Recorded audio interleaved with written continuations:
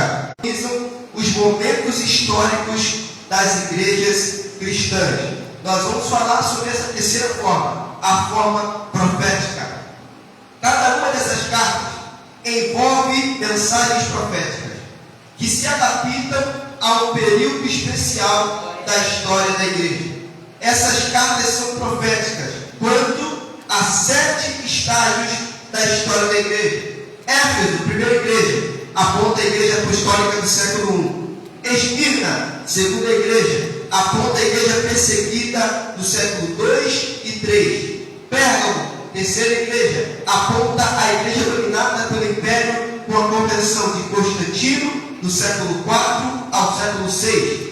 Tiatira aponta a igreja medieval, papal, da Idade Média, do século VI ao século XV. Sardes aponta a igreja da Reforma Protestante, do século XVI ao século XVIII. Filadélfia, a igreja número 6, aponta a igreja das missões modernas e dos avivamentos do século XIX ao século XX. E Laodiceia aponta para a igreja final, a igreja dos últimos dias. E aqui eu entro na mensagem. Nós vamos falar agora sobre a igreja de Laodiceia. Nos tempos romanos, a posição da cidade de Laodiceia favorecia o seu desenvolvimento e a sua prosperidade. Laodiceia era um centro comercial, um centro bancário, e várias indústrias surgiram ali, inclusive a fábrica de lã negra e brilhante. Ou seja, era uma região que tinha uma grande prosperidade, diferente da igreja de Esmirna, que era muito pobre. Laodiceia era uma igreja rica. A prosperidade não era um problema para Laodiceia em si, mas o problema era o apego e a avareza ao material, deixando de lado as coisas espirituais. A igreja de Laodiceia era rica fisicamente, mas era pobre espiritualmente. Tão pobre espiritualmente que Jesus chega a se referir a eles como mornos, nem frio e nem quente, mas mornos. E Jesus se utiliza como metáfora para falar para a igreja de Laodiceia, porque a água para os cidadãos de Laodiceia era vinda de arquedutos, isso é, grandes, grandes canais que ligavam, que traziam a água de cidades que ficavam próximas a Laodiceia. Esses aquedutos traziam a água de Hierápolis e de Colossos. E Hierápolis possuía a água mais quente, Colossos possuía a água mais fria. E Hierápolis possuía a água mais quente, Colossos possuía a água mais fria. Porém, quando essas águas viajavam pelos aquedutos, as águas que saíam quentes de Hierápolis esfriavam, e a que saía fria de Colossos esquentava, de maneira que a água igualmente se tornava morna. A água quente se tornava fria, morna. A água fria se tornava quente, morna. Ou seja, a água que chegava quente se tornava morna. A água que chegava fria, quando passava pelo aqueduto, se tornava morna. E se você for estudar um pouquinho, você vai descobrir que a água quente traz cura, desinflama. A água fria é fresca, boa para beber, mas a água morna nem cura e nem é boa para beber. Jesus não estava dizendo para a igreja de Laodiceia ser quente ou fria. Ele estava dizendo que eles nem curavam e nem refrescavam, ou seja, eles eram inúteis. Meu Deus. Nem eles curavam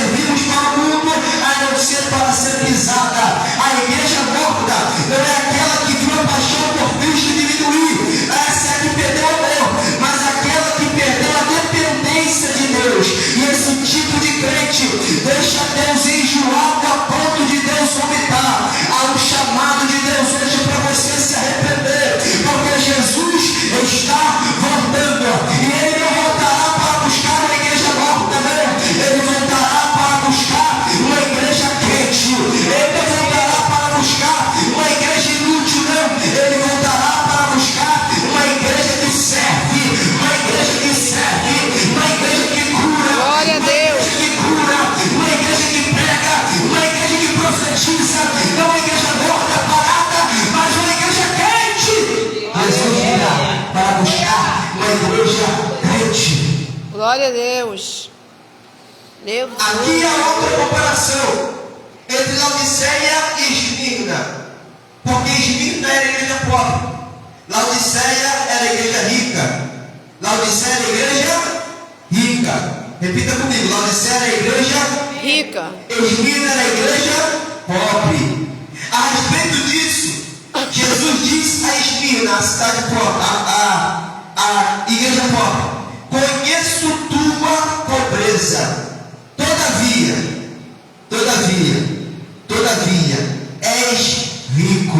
Eu vou repetir. Olha o que Jesus diz a Esmirna: conheço a tua pobreza física. Todavia, tu és rico espiritualmente.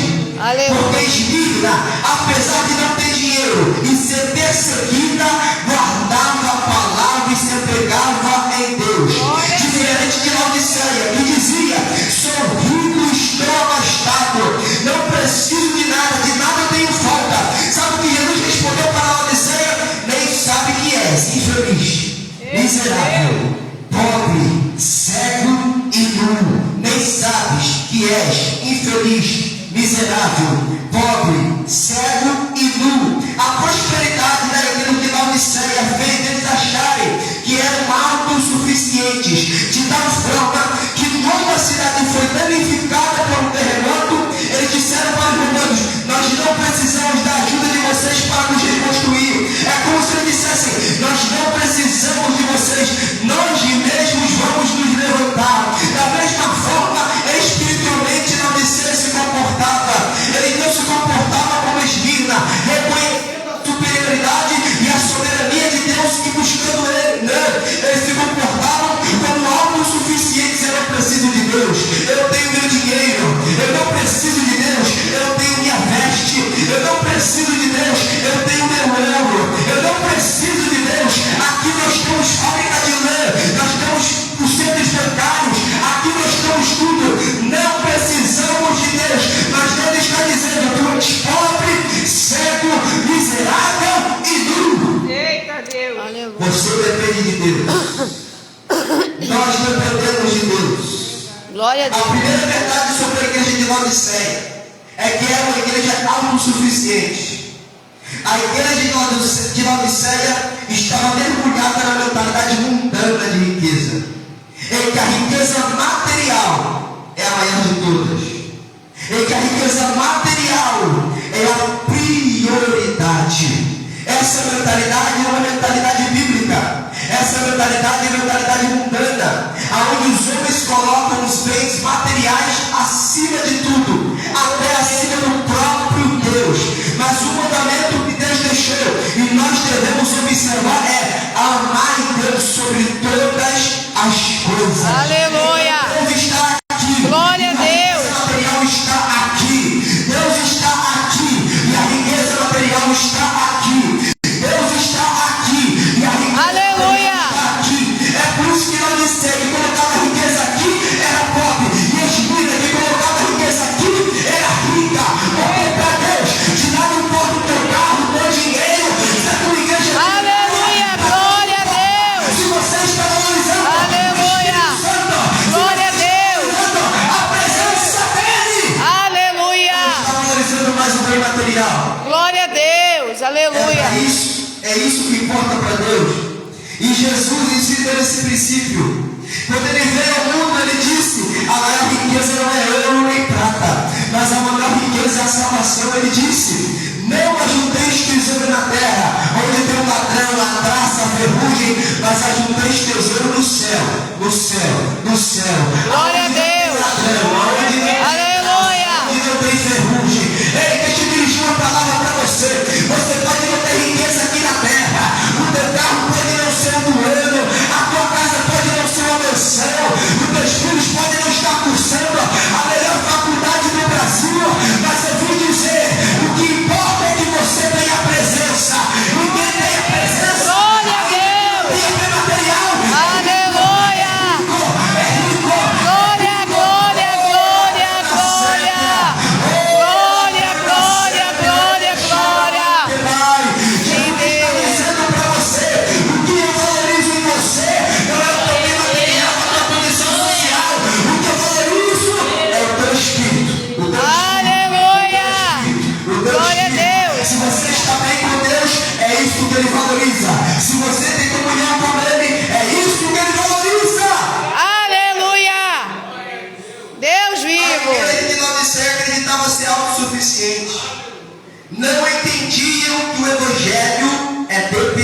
evidência de Deus. Aleluia. É por isso que Jesus disse em João capítulo 15, versículo 5: Eu sou a videira verdadeira e vós sois as varas. Quem está em mim e eu nele, esse dá muito fruto, porque sem mim nada podeis fazer. Aleluia. Sem mim nada podeis fazer. Era isso que Jesus queria que a igreja de Laodiceia entendesse, que sem ele eles nada poderiam fazer. Sem ele eles nada poderiam fazer. E até podem fazer algo físico, mas espiritual tem que depender de Deus. Eu não posso ganhar alma sozinho. Se o Espírito Santo não convencer, eu não ganho alma. Eu não posso sair a fazer missões sozinho. Se o Espírito Santo não for comigo, eu não ganho ninguém, não convenço ninguém, não ajudo ninguém, não consolo ninguém, porque quem faz a obra é o Espírito Santo. Ele abre a boca, você abre a boca, e quem faz a obra é o Espírito Santo. É por isso que tem muita gente por aí afora, saindo fazendo missão sozinho, saindo para pregar sozinho, saindo para evangelizar sozinho, porque não depende de Deus. Se você depender de Deus e depender do Espírito Santo, aonde você for e abrir a boca, ele pisa junto com você. Aonde você for e abrir a boca, ele profetiza com você. Aonde você for e abrir a boca, ele consola, ele convence, ele convence, ele consola, ele consola, ele convence, porque quem faz a obra não sou eu nem você. Quem faz a obra é Deus, é o Espírito Santo. Quem acredita nesta verdade, Glória a Deus. Aleluia. Glória a Deus. dos dias atuais, das igrejas laodicenses, da autossuficiência, onde se prega que você pode, você consegue, você é capaz, acredita em si mesmo que vai dar certo, mas na realidade bíblica, o que diz é o contrário. Na realidade bíblica, este ensino é engano, é falsas mensagens, porque quem lê a Bíblia sabe que sem Deus não faz nada, sem Deus não é nada, sem Deus não é capaz de nada. A minha e a sua Bíblia diz: você pode tudo naquele que te fortalece. Aleluia. A Bíblia não diz que você é capaz, Glória a Deus. que sejamos capazes por nós de pensar alguma coisa como de nós mesmos, mas a nossa capacidade vem de Deus. A nossa capacidade vem de Deus. A minha e a sua Bíblia não diz: acredita em si mesmo que vai dar certo. Ela diz: entrega o teu caminho ao Senhor, confia nele e o mais ele fará. Mas essa teologia conte e fora. Glória a Deus. Enganado muitas mentes, muitas pessoas, dizendo: você pode, você vai, você consegue, você faz, você até pode, você até consegue, mas sozinho tu não faz nada, sozinho tu não chega a lugar nenhum, sozinho tu não pode nada. Com Cristo você pode. Com o Espírito Santo você vai. Com o Espírito Santo você faz. Aleluia, Deus. Meu As Senhor igrejas amado. atuais, Eis muitas, aqui, Pai. esqueceram da palavra de Deus. O Deus deles, como a pastora disse, é o dinheiro, é mamão. Não servem a palavra, não servem ao Cristo. Eles servem ao dinheiro. Eles servem ao próprio eu deles. Meu Quando Deus. você visita essas igrejas, você vai notar que a mensagem cristocêntrica, ou seja, a mensagem que era para ter Jesus no meio, Cristo no meio, ela foi trocada pela mensagem antropocêntrica. O que é isso? É a mensagem colocando o ser humano, o homem no meio.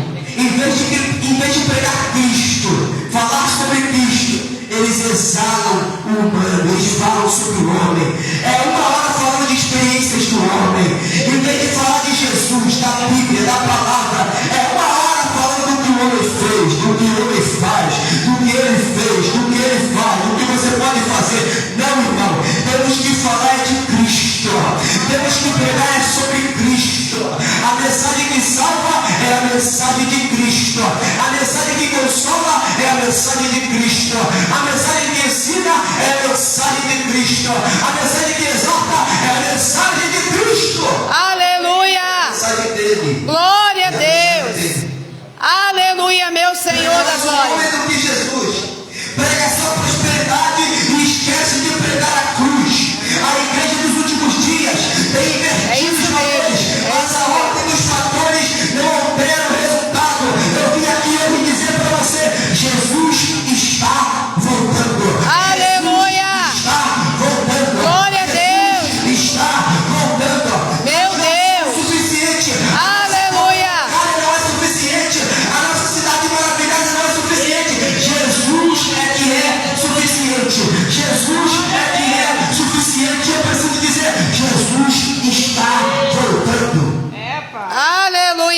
Senhor da No tempo glória. presente, muitos se dizem ser ricos, mas a realidade dessas pessoas é pobre, cego e nu.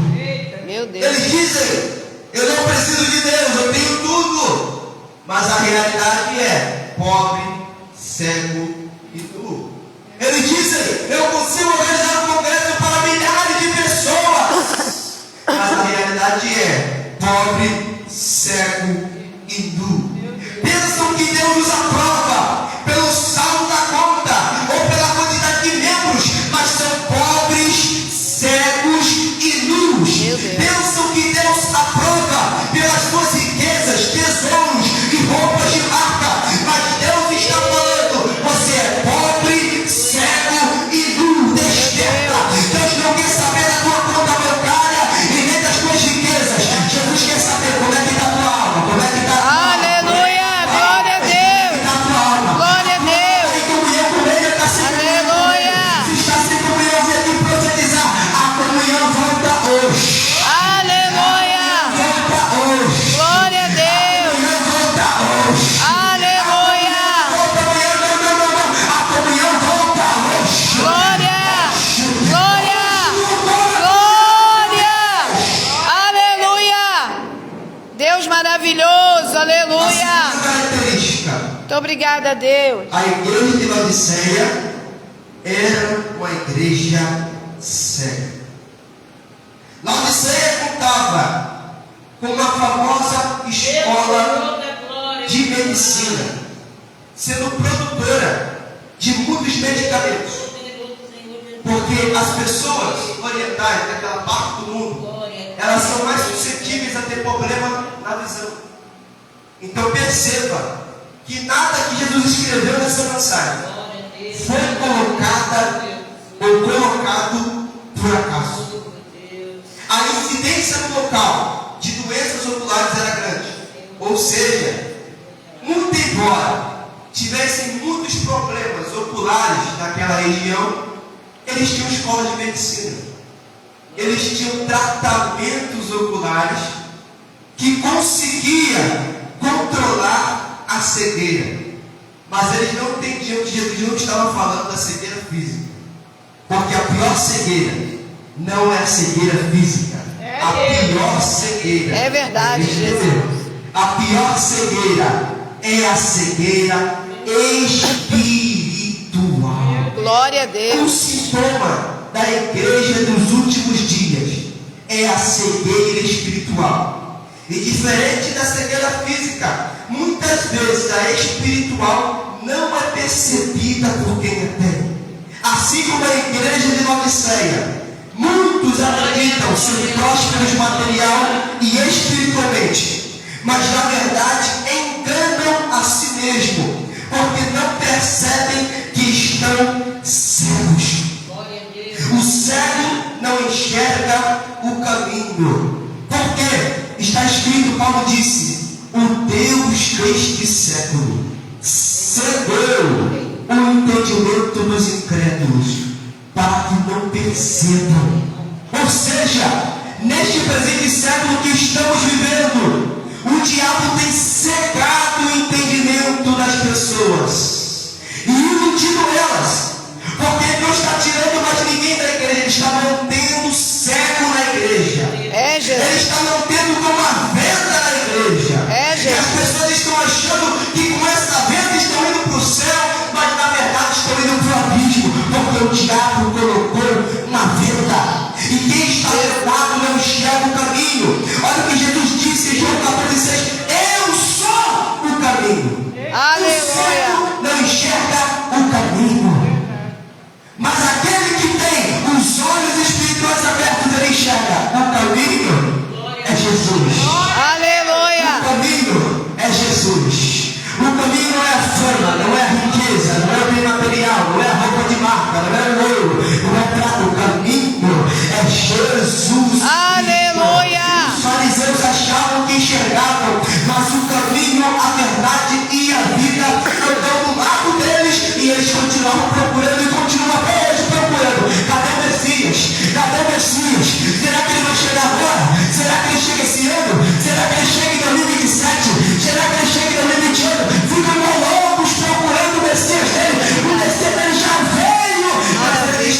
cegos, cegos, cegos. Aleluia. Os cegos irão perceber. Glória a Deus. Os céus viram Jesus. Aleluia.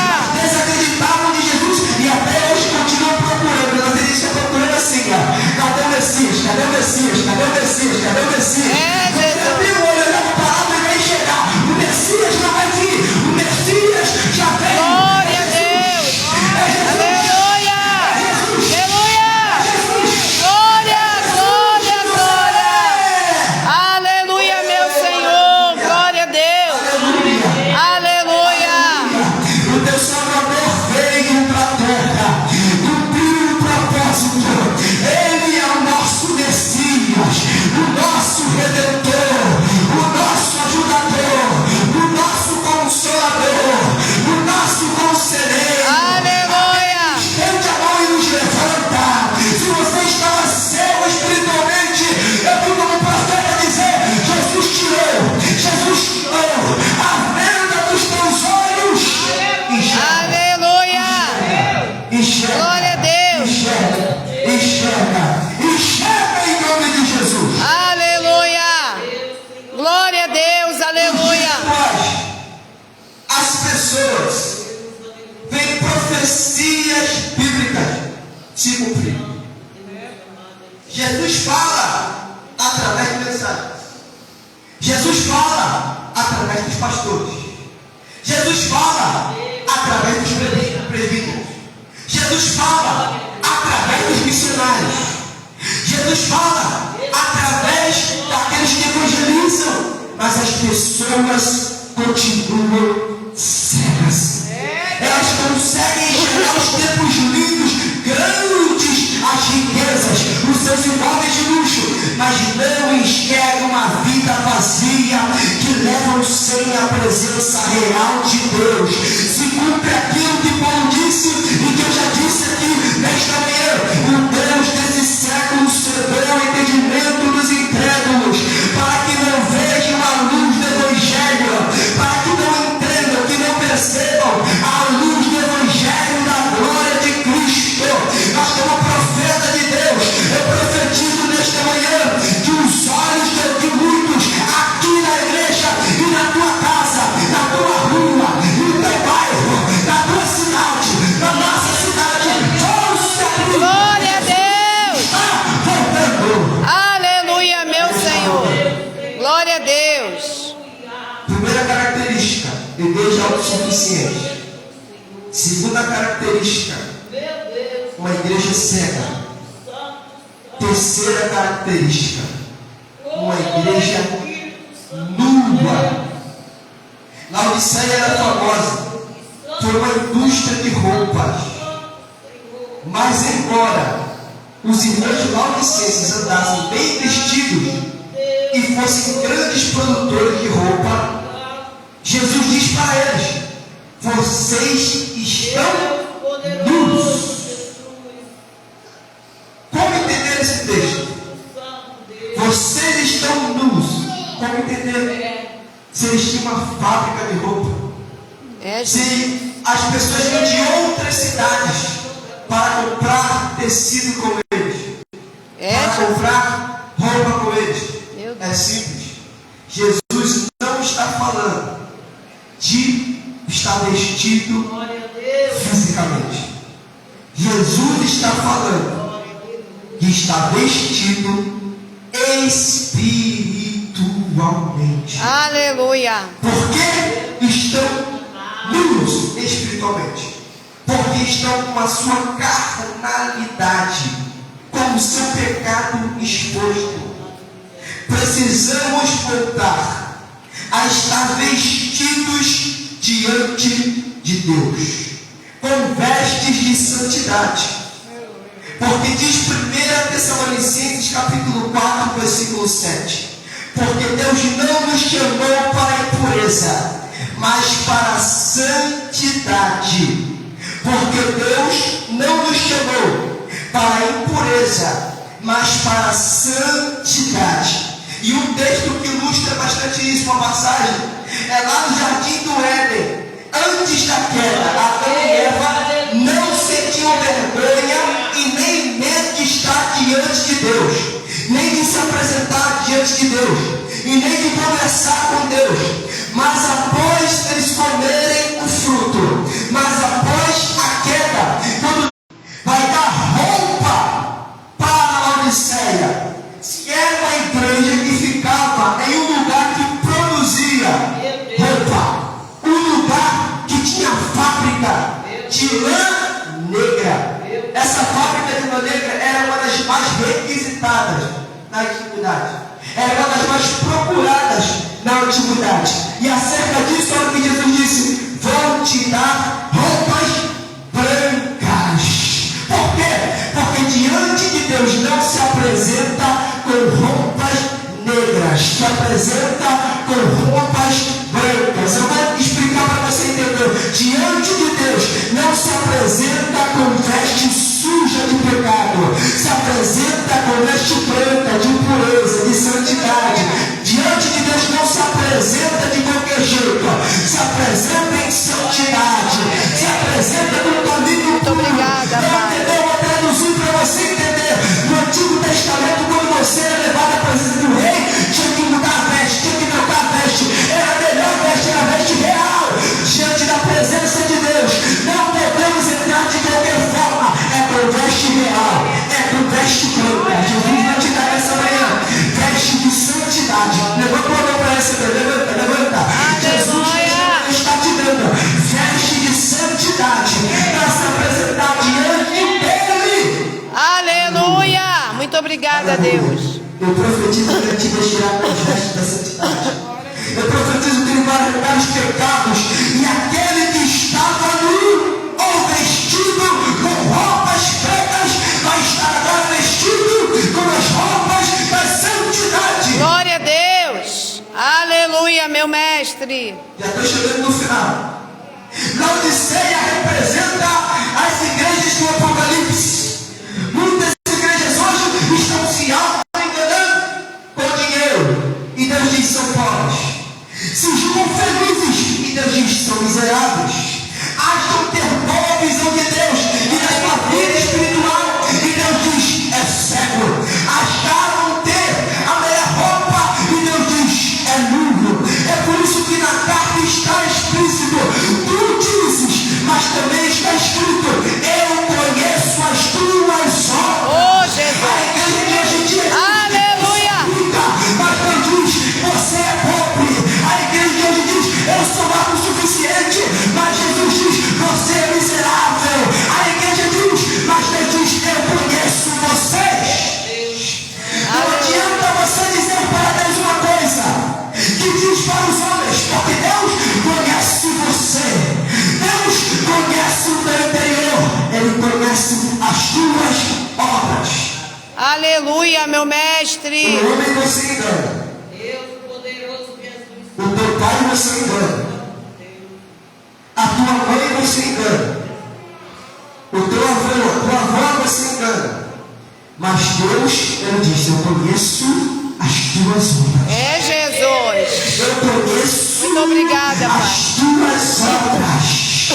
Eu conheço as tuas obras. É o mesmo caso de Ananias e Safira. Quando eles entraram tentando enganar o homem de Deus, Deus lá soprou para Pedro: não, eu conheço as obras de Ananias e Safira. Estão mentindo. Os dois foram caídos mortos naquele lugar, foram fulminados. É, Jesus. Eu conheço as tuas obras. Muito obrigada, Pai. Aleluia. Ele conhece. É verdade. Não adianta dizer que tu não vive. Não adianta dizer que a tua condição espiritual está boa, se não está. Porque Deus conhece as tuas obras. Aleluia. Não adianta dizer aquilo que tu não vive. Por quê? Porque Deus conhece as tuas obras. Aleluia. Não adianta dizer que tu não é. Por quê? Porque Deus conhece as tuas obras. Reconheça Cristo hoje como seu remédio. Deixe ele te curar, te remediar, te ajudar, te resgatar. Porque o versículo 8 fala sobre ouro, roupas e colírio. Ouro fala sobre riqueza espiritual. Deus queria dar riqueza espiritual para eles. Roupa fala sobre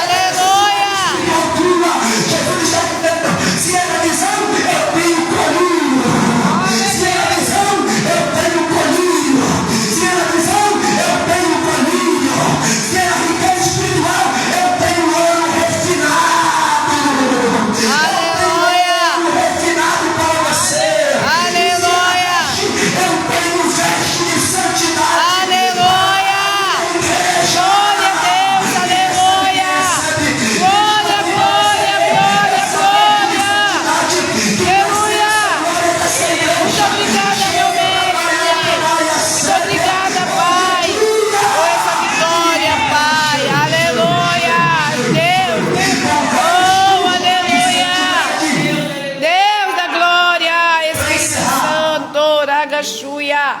Jesus faz Emanasurigasai um Nagachoya. chamado ao arrependimento. Aleluia, Senhor da glória. Jesus faz Aleluia, mestre.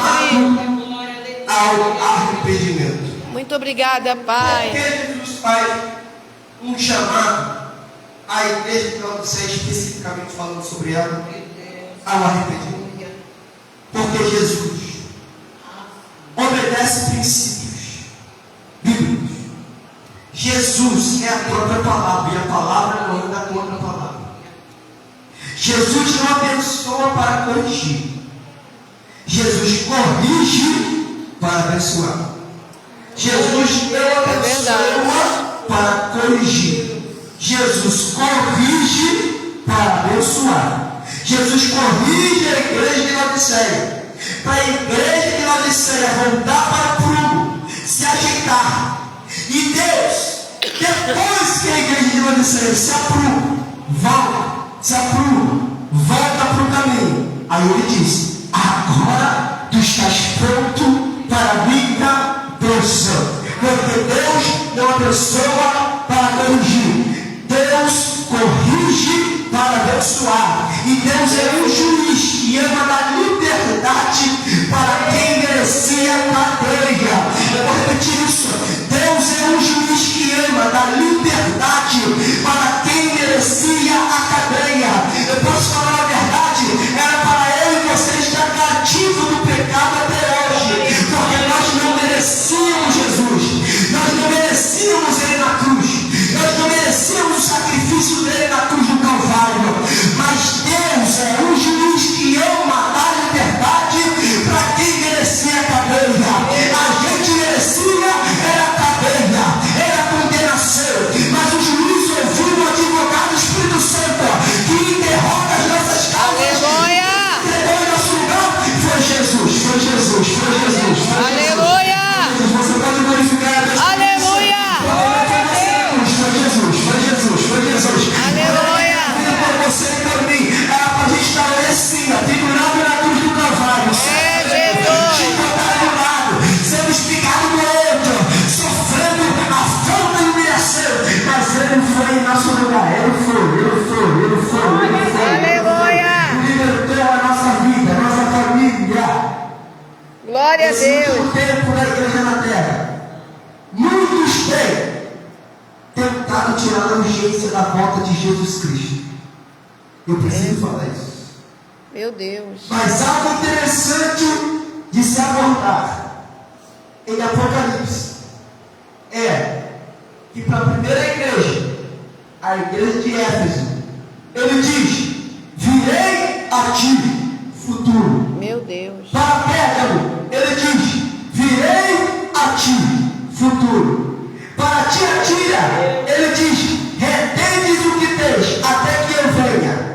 Para Sardes, ele diz: se não vigiares, virei como ladrão, e não saberás de modo algum a hora que virei contra ti. Para a igreja de Filadélfia, ele diz: conserva o que tens, veio sem demora. Mas para a igreja dos últimos dias, Jesus diz: eis que eu já estou à porta. Eis que eu já estou à porta. Aleluia. Ouve a Glória a Deus. Eis que eu já estou. Eis que eu já estou. Eis que eu já estou à porta. Meu Deus. Deixa eu dizer uma coisa: Jesus não vai voltar. Jesus já está voltando. Jesus Aleluia. Glória. Eu creio, Pai, eu creio. já está voltando. Deixou Yanaga Surigachai. Tirar a urgência da Meu Deus. Cristo. Eu vim aqui hoje dizer para você: Jesus não vai voltar futuro. Jesus já está voltando. Aleluia, meu Isso mestre. na Bíblia em Marcos, capítulo 13, versículo 28, diz em diante, versículo 28 em diante, que fala sobre a figueira, que simboliza Israel. E diz a palavra: quando a figueira brotar, sabei que eu estou às portas. Sabei que eu estou